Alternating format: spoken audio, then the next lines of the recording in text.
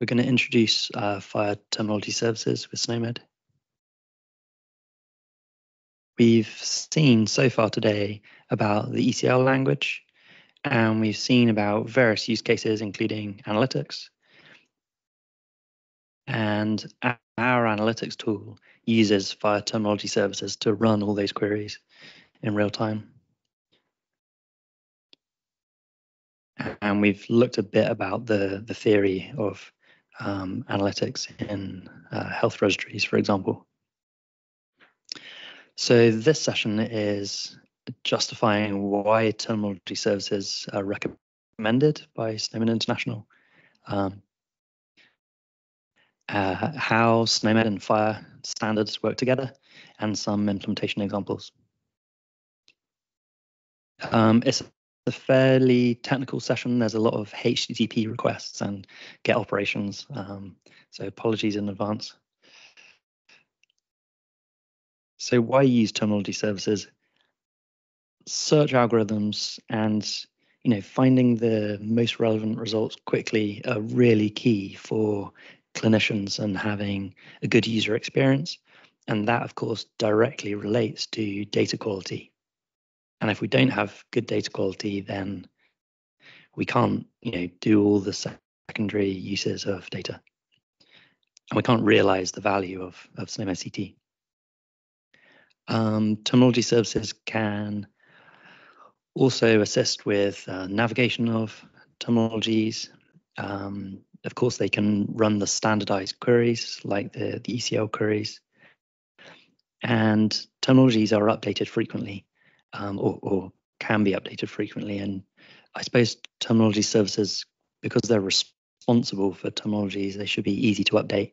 And if you integrate with the terminology service rather than having the terminology in your own systems, it's just a good separation of concerns.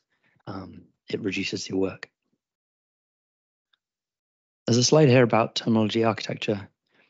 I know there's a national terminology service being provisioned, the SMT. I've had a look. There's a lot of terminologies in there already. But this is really,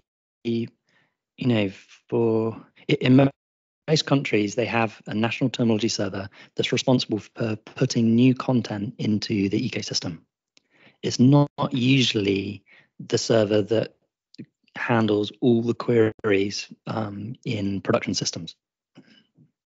It's usually necessary to have, a federated approach where the content comes from a national terminology server that might sit at the top, but then you probably have, a regional terminology server, or maybe one in each large hospital, so that you can, if you want to run queries, so that you don't have a single point of failure.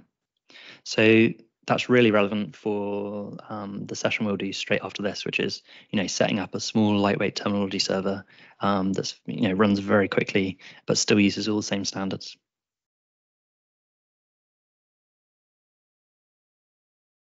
So standards and terminology services, I think you've all heard of FIRE, and we'll be concentrating in this session about the terminology module within the HL7 FIRE specification. And the benefit of using FIRE for terminology services is that you should be able to switch between terminology servers. For example, you could run queries against a national terminology server, which might be using Onto server, for example. But if you're implementing, the standard API, you should be able to switch to another terminology server, like a local terminology server or regional, and it could use a different application like Snowstorm or Snowray. There's several available, or it could be another Onto server instance, and it should all just still work because you're using standard APIs. We've got an example which Anna touched on earlier, which was a user interface demo where she showed searching for conditions and procedures, and we're able to point that user interface at Onto server or Snowstorm, and run all the constraints and searches, and everything works all the same because we're using the FIRE standard.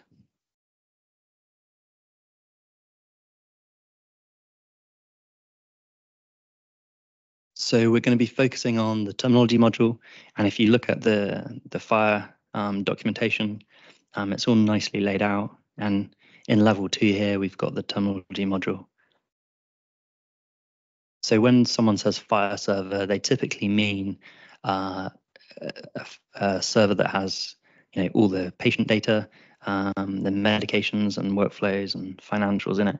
But it's very common to have a separate fire terminology server that just deals with terminology. So within the terminology module, there's 3 key resources: code systems.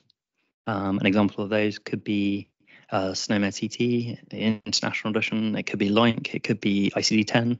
They're all treated in a similar way, or a standardized interface. We also have value sets, which are sets of codes.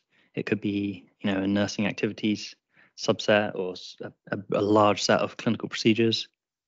And the last one is concept maps. So that's about translating between different code systems. We've already talked today about the SNOMED CT to ICD-10 map, and there's others. So there are operations or kind of functions that can be performed on these resources.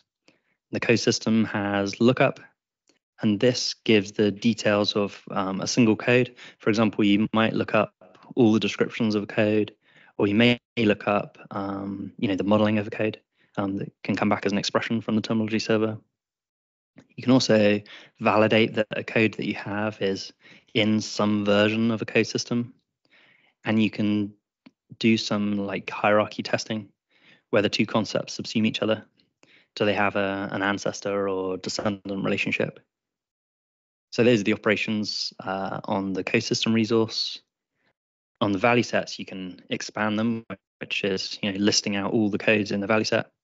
You can validate that a code exists in the value set. And finally, we've got concept map, and the useful operation is the translate operation, translating a code from one code system, and maybe a specific version of that code system, to another code system.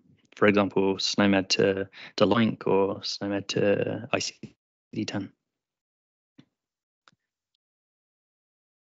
You can list. So this is our first HTTP request. It's a GET request. This is the way you'd list all code systems. I've had a go on the SMT server. So this is in my presentation, I've got base here. And for this server, the base is this part. So all the way up to /. And then we can list code systems just by putting code system. They can come in various formats. So when you list resources like this, you can filter them based on various parameters that are all in the fire documentation. For example, searching by title.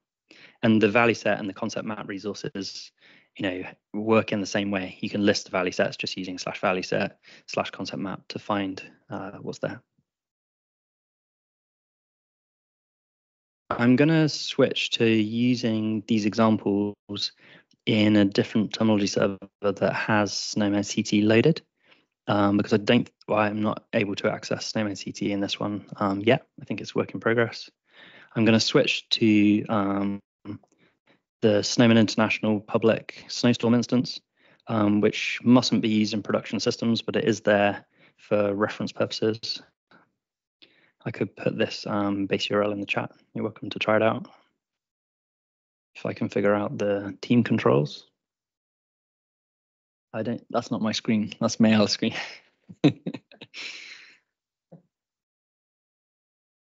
Yeah, it's late. I may never figure this out. Oh, here it is. It's not there. No. Oh, can you paste this URL, Anna? Because I can't figure it out. We're Zoom users. We get confused with Teams very easily.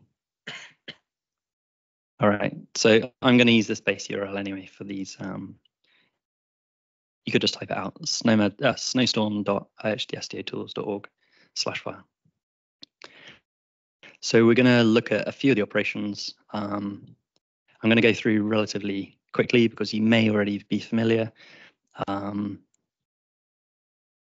So for example, we can do a lookup operation, and here we need to, so this is looking up a single code and getting all the details that the terminology server has for this code.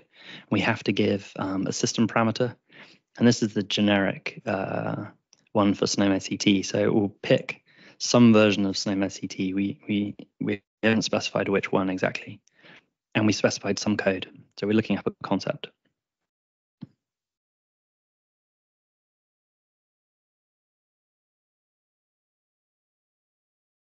I think I've got the link somewhere. No, I don't. Yeah, I do. There it is.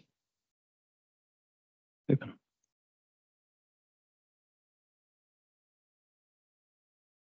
The base URL is this part. Oh, this one's changed. We've got SNOMED tools, but it's the same server.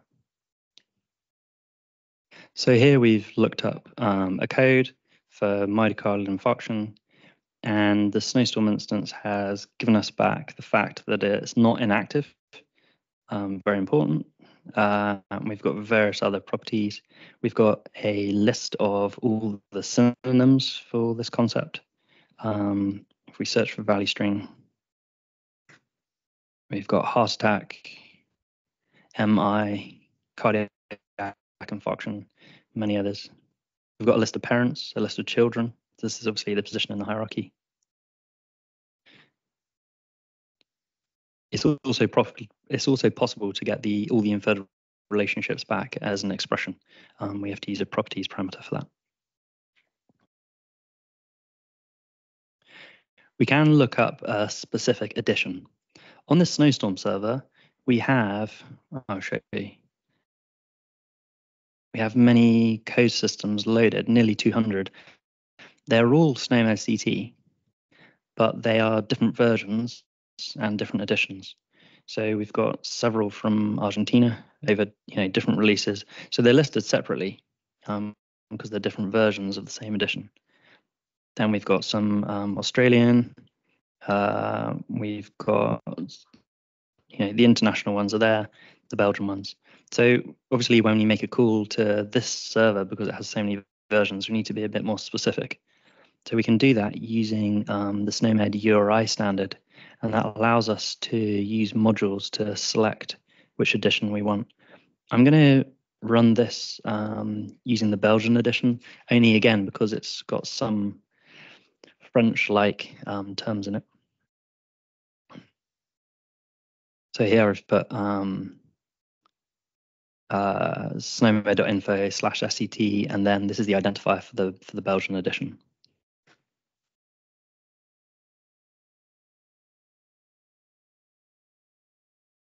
So I'm running that, and the terminology server should tell you which edition is actually answering this call, and also what version. So here we've got the November 2023 Belgian edition, and I've looked up myocardial infarction again. But in this response, because it's from a different edition, we should have some translated terms. Yeah, we do. We've got a Belgian-French term here. It's likely in France that you'll be using a terminology server that only has the French edition loaded. So it may be a bit simpler. You may not need to specify a version. And by default, a terminology server will give you the latest version loaded. And no Onto server does that as well. So a bit more about the URI standard. Are you just holding? So the URI standard is documented. If you go to snomed.org/URI, the specification is there. But this is the most general way to refer to the SNOMED code system in Fire. You can access a particular edition using the module number. We've got a web page listing these. And you can also specify, a version. If you use this one, it'll always give you the latest version loaded, but you can specify, a certain version. So this SNOMED CT URI standard is also part of the FHIR specification and used by various terminology servers. The last example I'm going to use focused on concepts is concept search. Now, for that, we actually use a value set, and SNOMED has various implicit value sets. So these are value sets that haven't actually been published. They're kind of something that you can do at runtime, and you can do as a query. For example, this value set has a special URL which ends with $FHIR VS. And this value set is to return all the codes in SNOMED CT. And we can specify a display language that we want to be returned, and we can specify a filter. So in a clinical user interface, this is typically how the API call is made when we're searching. We'll run this one again against the international.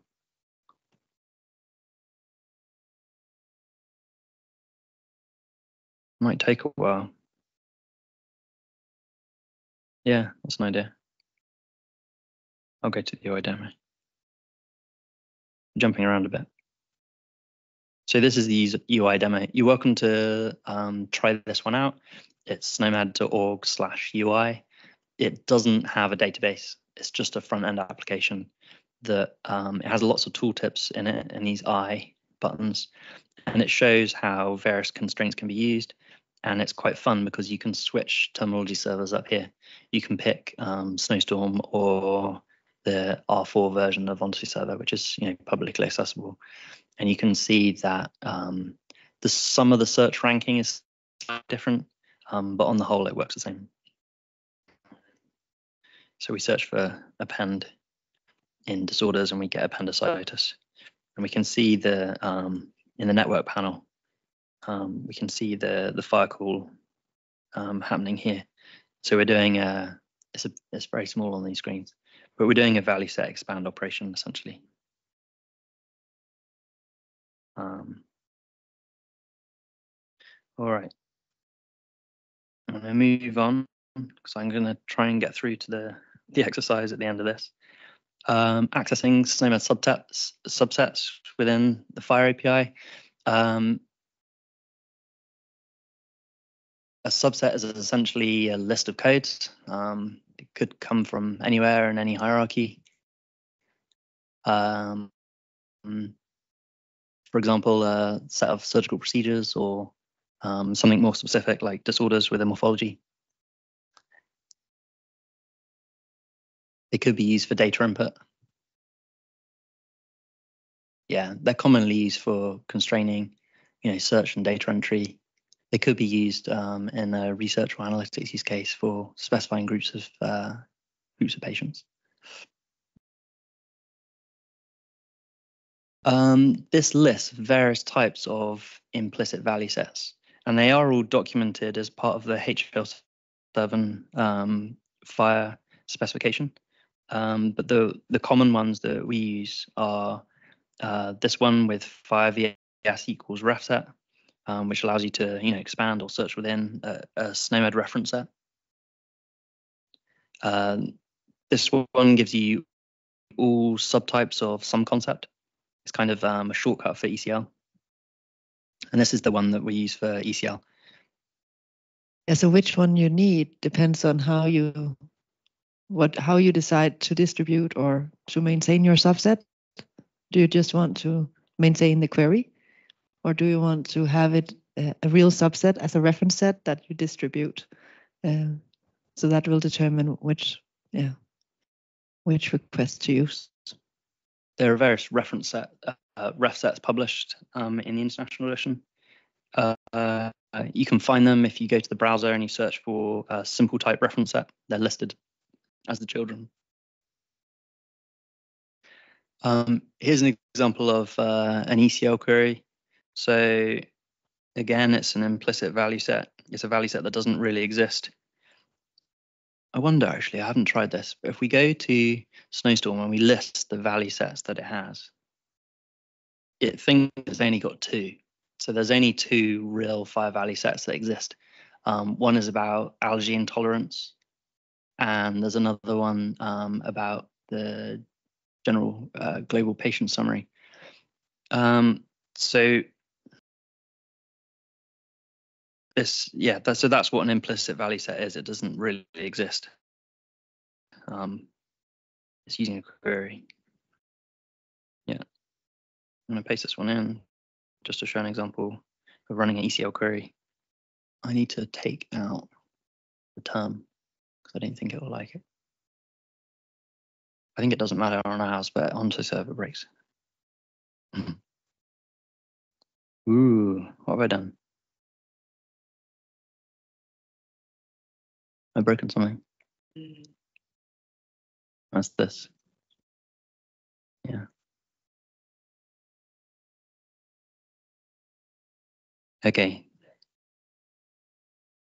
So in this case, we're running ECL and we're also providing a text filter of ear. And that will match on any synonym within the concept. So it may be that we have results here that don't contain ear.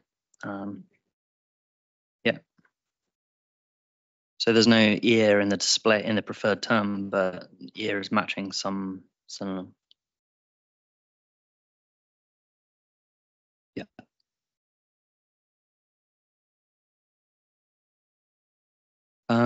Again, it's similar to the browser. It implements the best practice search behavior, which is to use multiple prefixes of words. For example, to find the concept blood oxygen pressure within reference range, it will be much quicker to just search for blood ox within. And we find that users who learn to, search like this with multiple prefixes, avoid spelling mistakes, and they type less and they find faster. So if there was only one thing that I would do for clinicians, who are getting a system with SNOMED CT, they shouldn't need to know much about SNOMED CT, but if they can learn to use this type of searching and to find, really detailed concepts to support clinical care, then that would be a benefit. The last part is on maps. I'm going to skip a lot of these slides. There's some examples of maps. There's an example of the SNOMED to ICD-10 map. Some of the codes, for example, infertile in SNOMED CT, can map to one of two different ICD-10 codes. And of course, it depends. When this happens, it can depend on the sex, the gender of the patient, or it can depend on the age of the patient. And there's some computable rules to help you make that selection automatically. And there's an example of a concept map translate operation. All right, I'm going to wrap that up. Is there any questions on that very brief introduction to fire terminology services before we move on to setting up a fire terminology server?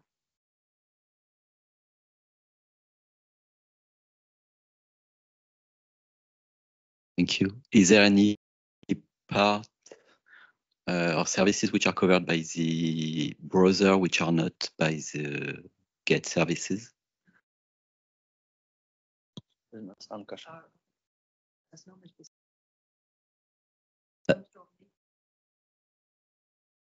Okay.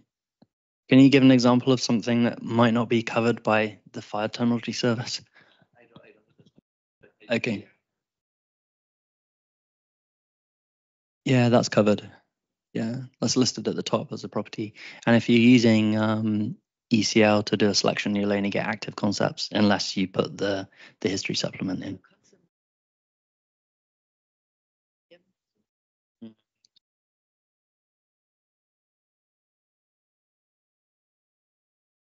The web UI. Oh. The demo? This demo? Is that what you mean? Okay.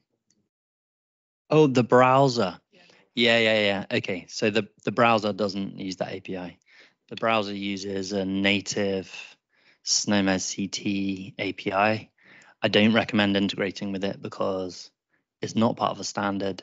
It does change We don't really notify anyone when it changes.